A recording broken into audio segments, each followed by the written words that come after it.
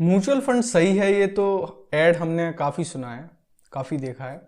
लेकिन mutual fund कितना सही और कितने मायने में सही और किसके लिए सही है, ये आज की वीडियो में हम बात करेंगे। तो शुरू करते हैं आज का वीडियो। म्यूचुअल फंड क्या है? तो म्यूचुअल फंड को थोड़ा सा साइड में रखते हैं, पहले बात करते हैं कि हम अपनी रोज की लाइफ में अपनी सेविंग्स को कहाँ इन्वेस्ट करने की सोचते हैं और सेविंग्स कैसे करते हैं। तो जो मेनली हमारा तरीका होता है वो पहले हमारी जब सैलरी आती है तो पहले हम खर्चे करते हैं, उसके बाद पैसे को सेव करते हैं।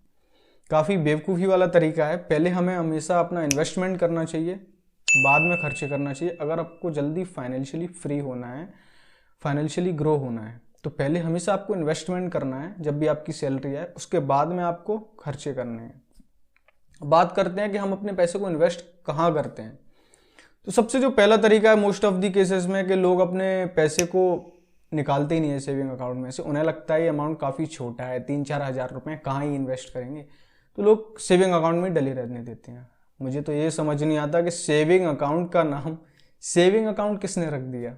काफ़ी अच्छा तरीका है आपके पैसे की वैल्यू को लूज करने का, अगर आप चाहते हो तो सेविंग अकाउंट में आपको 2 से 3% रिटर्न मिलता है। फिर बात आती है एफडी की, जिसकी फुल फॉर्म है फिक्स्ड डिपॉजिट, जिसमें आपके पैसे को जितना भी टाइम पीरियड आप चूज करते हो उतने टाइम पीरियड के लिए बैंक में लॉक कर दिया जाता है और उस पर आपको रिटर्न 5 से 6% मिलता है, जो कि एक फिक्स रिटर्न होता है। एफडी इंडिया में लोग काफ़ी कराते हैं, तो एफडी का चलन इंडिया में ज़्यादा है। लोग एफडी करा के काफ़ी सेफ फील करते हैं और ये समझते हैं कि हमें अपने पैसे पर अच्छा रिटर्न मिल रहा है।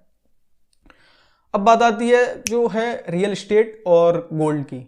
बट मुझे नहीं लगता है कि गोल्ड को इंडिया में इन्वेस्टमेंट के बेस पर देखा जाता है, क्योंकि गोल्ड इंडिया में ज़्यादा इसलिए पहना जाता है क्योंकि इंडियन कल्चर में गोल्ड को वुमेन्स काफ़ी ज़्यादा कैरी करती हैं। तो मुझे लगता नहीं है कि गोल्ड को इंडिया में इन्वेस्टमेंट के बेस पर देखा जाता है। तो बचा रियल एस्टेट, और उसमें भी आजकल काफ़ी अच्छे रिटर्न नहीं मिल रहे हैं, 10 से 15% तक रिटर्न रियल एस्टेट में मिल जाते हैं। बट अब बात आती है जब आप ज़्यादा रिटर्न की बात करते हो, तो इससे पहले थोड़ा सा इन्फ्लेशन को जान लेते हैं कि इन्फ्लेशन क्या है। तो इंडिया में इन्फ्लेशन मतलब महंगाई हर साल 7 से 8% ग्रो हो रही है। मतलब अगर आज आपको कोई चीज़ 100 रुपये की मिल रही है, वो ठीक 1 साल बाद आपको 106 से लेके 108 रुपये के बीच में मिलेगी। तो ये इन्फ्लेशन ग्रो हो रही है। तो अब कहीं ना कहीं अगर आपको अपना पैसा बराबर भी रखना है ना, तो कम से कम आपको 8% रिटर्न तो चाहिए ही चाहिए। अगर आपको पैसा ग्रो करना है तो 8 से फिर ज़्यादा रिटर्न की तरफ आप देख सकते हो।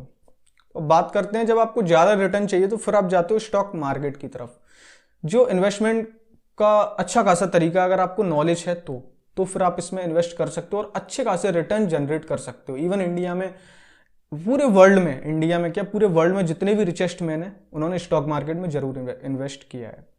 बट सपोज आप बिगिनर हो, आपके पास टाइम नहीं है, आपको शेयर मार्केट की नॉलेज ही नहीं है, फिर आप क्या करोगे? फिर बात आती है म्यूचुअल फंड की।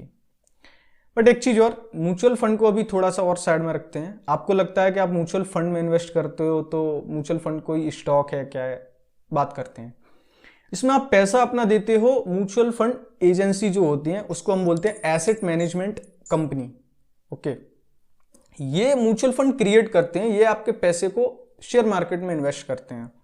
बट आप पैसा म्यूचुअल फंड वालों को, मतलब कहीं ना कहीं आप एसेट मैनेजमेंट कंपनी को पैसा देते हो, वो इन्वेस्ट करते हैं म्यूचुअल फंड में। म्यूचुअल फंड तो वो क्रिएट करते हैं खुद अपने चूज किए हुए स्टॉक्स पर, क्योंकि म्यूचुअल फंड जो एसेट मैनेजमेंट एजेंसी, उनके पास काफ़ी एक्सपीरियंस लोग होते हैं जो काम कर रहे हैं मार्केट में, उन्हें काफ़ी एक्सपीरियंस होता है।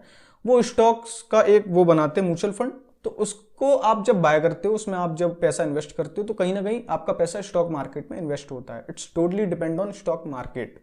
आप स्टॉक मार्केट से बाहर नहीं हो, स्टॉक मार्केट के अंदर ही आपका पैसा लगा है। बट आप इस पे रिलाय इसलिए कर रहे हो क्योंकि वो आपसे ज्यादा एक्सपीरियंस लोग हैं जो आपका पैसा इन्वेस्ट कर रहे हैं।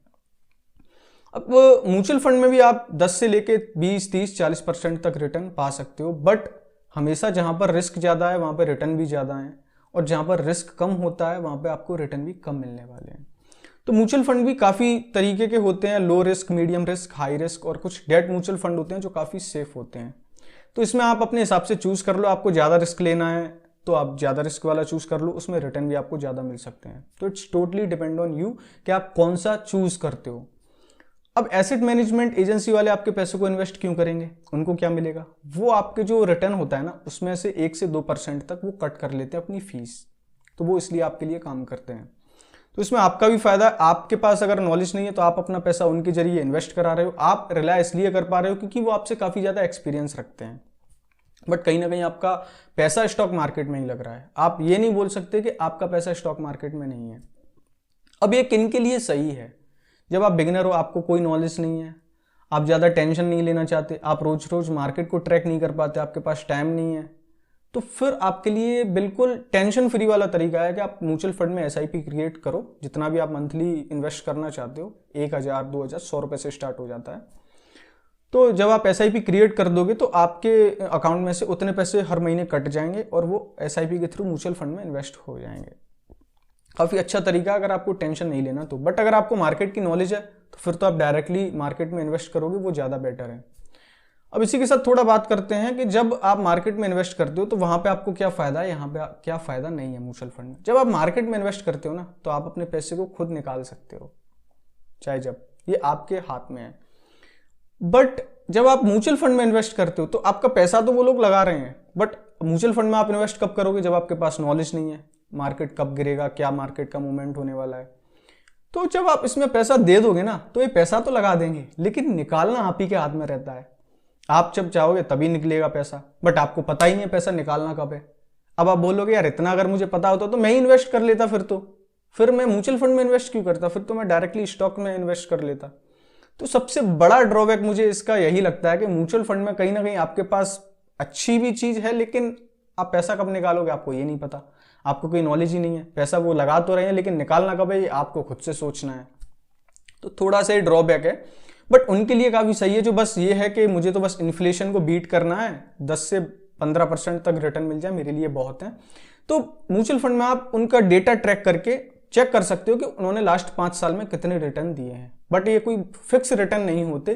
पैसा कहीं ना कहीं आपका मार्केट में लगता है, आप फिक्स रिटर्न बिल्कुल नहीं ले सकते कि इसमें फिक्स रिटर्न है, ये रिस्क फ्री है। रिस्क इनमें होता है, ये टोटली मार्केट पर डिपेंड करता है। बट आपको नॉलेज नहीं है, आप इसलिए उन्हें अपना पैसा देते हो, वो मार्केट में पैसा आपका लगाएंगे। उस पर आपको रिटर्न एक्सपेक्टेशन से ज़्यादा भी मिल सकता है और कम भी मिल सकता है, नेगेटिव भी मिल सकता है। तो ये मार्केट पर ही डिपेंड है, बट आप इसलिए रिलाय कर रहे हो क्योंकि वो आपसे ज़्यादा एक्सपीरियंस रखते हैं।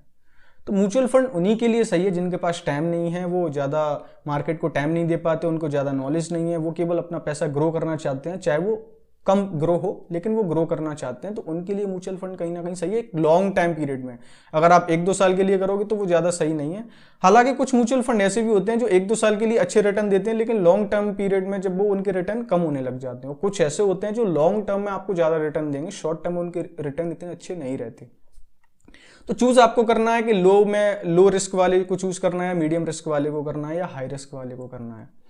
तो म्यूचुअल फंड उन्हीं के लिए सही है जिनको ज़्यादा टाइम नहीं है, नॉलेज नहीं है। बट अगर आपको नॉलेज है या आप अपने 20s में हो तो प्लीज़ यार थोड़ा सा मार्केट को समझो, मार्केट की नॉलेज रखो, मार्केट में इन्वेस्ट करने की सोचो, क्योंकि इसमें आपको ज़्यादा रिटर्न मिलते हैं और आपकी नॉलेज भी काफ़ी गेन होती है। तो उम्मीद करता हूँ आपको वीडियो से क्लियर हो गया होगा म्यूचुअल फंड क्या है, ये किसके लिए सही है और कितने मायने में सही है। अगर आपको प्लीज़ वीडियो अच्छा लगा हो तो प्लीज़ वीडियो को लाइक कर दो, चैनल को सब्सक्राइब कर दो। Thank you.